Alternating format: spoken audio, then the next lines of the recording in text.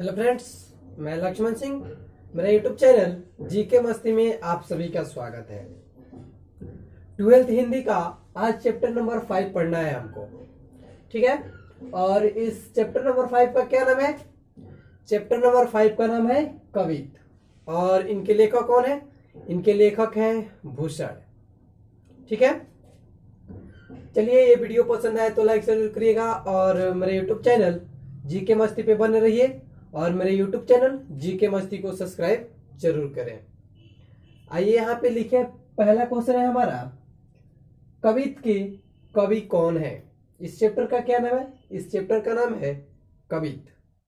तो first question में बोल रहे हैं कि कवित के कवि कौन है, मतलब जो कवित है उस पाठ के कवि कौन है। ऑप्शन ए में दिया है भूषण, बी में है कबीर, सी में है सूरदास और डी में है नभादास। तो यहाँ पे जो आपका आंसर होगा वो कौन सा होगा? आपका ऑप्शन नंबर ए सही होगा। कौन सा सही होगा? ऑप्शन नंबर ए सही होगा। कौन है? भूषण है, ठीक है ना। आपका 2 नंबर क्वेश्चन है, कविता के प्रथम पद में कौन सा रस है? जो कविता लिखा गया है, कविता का क्या नाम है? तो इस कविता का नाम है कवित। तो बोला जा रहा है कि कविता के प्रथम पद में कौन सा रस है? ए में दिया है श्रृंगार रस, बी में है वीर रस, सी में है विभत्स रस और डी में क्या है? करुण रस। तो यहाँ पे जो आपका ऑप्शन नंबर बी है वो क्या होगा? सही होगा। कौन सा अलंकार है या अलंकार बोल रहे, कौन सा रस है? तो वीर रस है, ठीक है ना। उसके आगे है, कविता रस के द्वितीय पद में किस रस की अभिव्यंजना की गई है? क्वेश्चन नंबर 3 में बोला जा रहा है कि कविता के बोला जा रहा है कि कविता रस के द्वितीय पद में किस रस की अभिव्यंजना की गई है? ए में दिया है श्रृंगार रस की, बी में है करुण रस की, सी में है विभत्स रस की और डी में क्या है? वीर रस की। तो यहाँ पे जो आपका ऑप्शन नंबर 3 है वो क्या होगा? ऑप्शन नंबर सी आपका सही होगा। 4 नंबर क्वेश्चन में बोला जा रहा है, भूषण ने मुख्यतः किस भाषा में रचना की है? जो भूषण जी किए हैं रचना वो किस भाषा में किए हैं? ऑप्शन ए में बोला जा रहा है कि अवधी में, बी में है खड़ी बोली, सी में है ब्रजभाषा और डी में क्या है? इनमें से कोई नहीं। तो यहाँ पे आपका ऑप्शन नंबर कौन सा सही होगा? ऑप्शन नंबर सी सही होगा। आपका आंसर होगा सी नंबर। कौन सी भाषा में है? ब्रजभाषा में है। भूषण जो मुख्यतः किस भाषा में रचना किए हैं, जो इस कविता का रचना किया गया है, एक किस भाषा में किया गया है?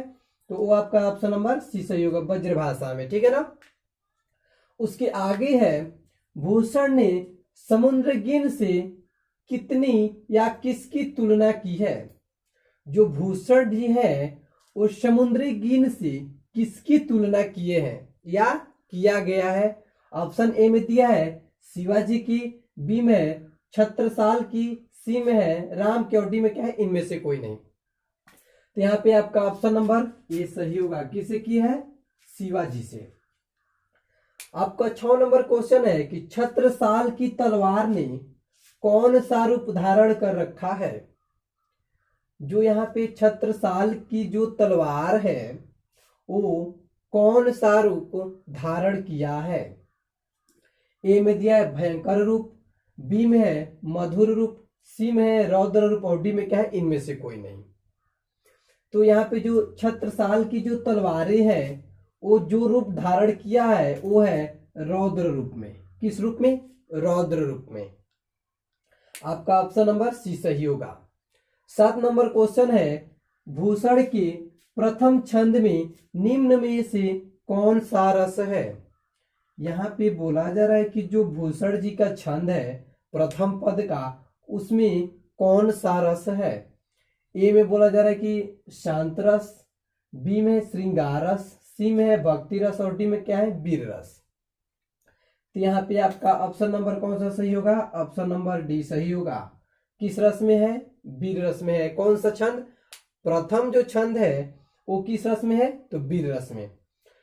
आपका 8 नंबर क्वेश्चन है कि भूषण के द्वितीय छंद में निम्न में से किस रूप या किस रस की क्या है, किस रस की व्यंजना की गई है। ऑप्शन ए में दिया है शांत रस, बी में है वीर रस, सी में है रौद्र रस और डी में क्या है भक्ति रस। यहाँ पे आपसे पूछा गया कि प्रथम छंद में, यहाँ पे बोला गया है द्वितीय छंद में, तो प्रथम छंद में किस रस में है, तो वीर रस में। और जो द्वितीय छंद में है वो किस रस में है, तो यहाँ पे ऑप्शन आपका सी सही होगा। किस में है, रौद्र रस में। ठीक है ना, पहला है वीर रस में और जो 2 नंबर है वो है रौद्र रस में। आपका 9 नंबर क्वेश्चन है परलोभानु तम तुम में कौन सा अलंकार है। परलोभानु तुम तम में कौन सा अलंकार है। ए में दिया है रूपक, बी में है उपमा, सी में है यमक और डी में क्या है अनुप्रयास। यहाँ पे आपका ऑप्शन नंबर ए सही होगा। किस में है, रूपक में। आपका 10 नंबर क्वेश्चन है छत्रसाल की तलवार काली देवी क्या प्रदान कर रही है। जो छत्रसाल की जो तलवार है वो काली देवी को क्या प्रदान कर रही है। ऑप्शन ए में दिया है सुबह का नाश्ता, बी में है प्रसाद, सी में है गहने और डी में क्या है इनमें से कोई नहीं। तो यहाँ पे आपका ऑप्शन नंबर कौन सा सही होगा। जो छत्रसाल की तलवारें काली देवी को जो प्रदान कर रही है वो क्या कर रही है, सुबह का नाश्ता प्रदान कर रही है। ऑप्शन नंबर आपका कौन सा सही होगा, ऑप्शन नंबर ए सही होगा। 11 नंबर क्वेश्चन है निम्न में से तम का प्रवाची लिखें, क्या क्या होता है। ऑप्शन ए में दिया है सुरेंद्र, बी में है देवेंद्र, सी में है सुरपति और डी में क्या है तिमिर। तो यहाँ पे जो आपका ऑप्शन नंबर डी है क्या होगा, सही होगा। किसका पर्यायवाची है, तम का पर्यायवाची कौन सा है, तमीर है, तिमिर। ठीक है। 12 नंबर क्वेश्चन है लगती लपकी कंठ बैरिन के नागिन सी में कौन सा अलंकार है। लगती लपकी कंठ बैरिन के नागिन सी में कौन सा अलंकार है। ऑप्शन ए में है रूपक में, बी में है श्लेष, सी में है उपमा और डी में क्या है अनुप्रयास। तो यहाँ पे जो आपका ऑप्शन नंबर डी है किसमें है, ऑप्शन नंबर डी है किसमें है वो अनुप्रास में। आपका कौन सा सही होगा, अनुप्रास। ठीक है। उसके आगे है भूषण रीति काव्य की किस धारा के कवि हैं। जो भूषण जी हैं वो रीति काव्य के या रीति काल के किस काव्य के धारा के वो कवि हैं। तो यहाँ पे क्वेश्चन में लिखा गया है कि जो भूषण रीति काव्य की किस धारा के कवि हैं। ऑप्शन ए में दिया है रीति मुक्त धारा की, बी में है रीति युक्त धारा की और सी में है सगुण धारा की और डी में क्या है निगुण धारा की। तो यहाँ पे आपका ऑप्शन नंबर कौन सा सही होगा, ऑप्शन नंबर ए सही होगा। किसमें है, रीति मुक्त धारा की। यहाँ पे रीति मुक्त लिखे, यहाँ पे रीति युक्त लिखे, ठीक है ना। तो आप लोग रीति मुक्त याद रखिएगा। 14 नंबर क्वेश्चन है महाकवि भूषण हिंदी साहित्य के लिए किस काल के कवि थे। जो महाकवि भूषण जी हैं हिंदी साहित्य के किस काल के कवि थे। जो भूषण जी हैं वो किस काल के कवि हैं। ए में दिया है आदि काल के, बी में है भक्ति काल के, सी में है रीति काल के और डी में क्या है आधुनिक काल के। तो यहाँ पे लिखा गया है रीति मुक्त।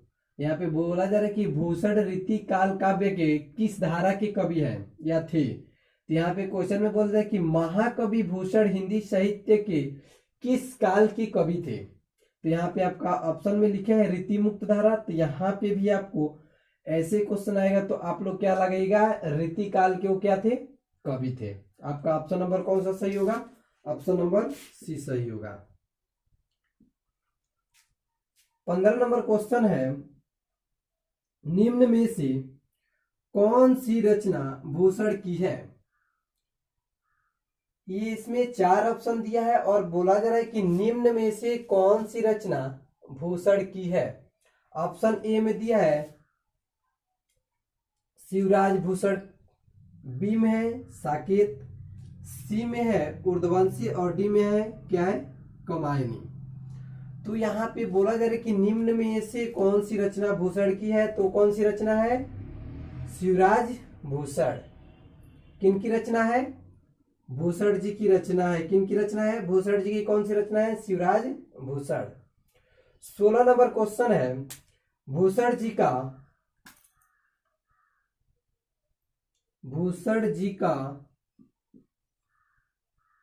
क्या है, भूषण जी का जन्म कब हुआ था।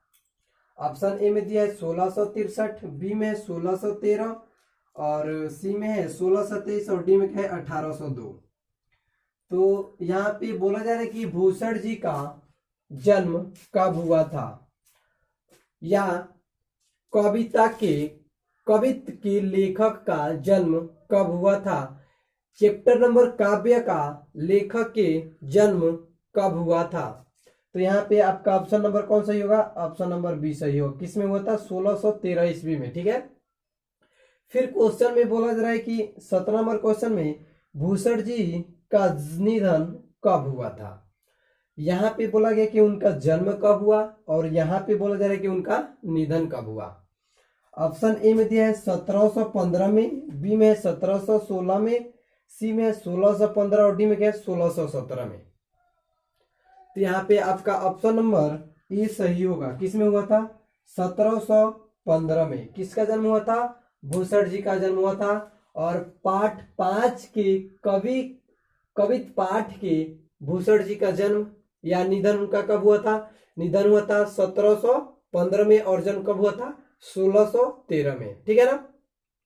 तो ये वीडियो यहीं पे खत्म करते हैं, फिर अगले चैप्टर में मिलते हैं।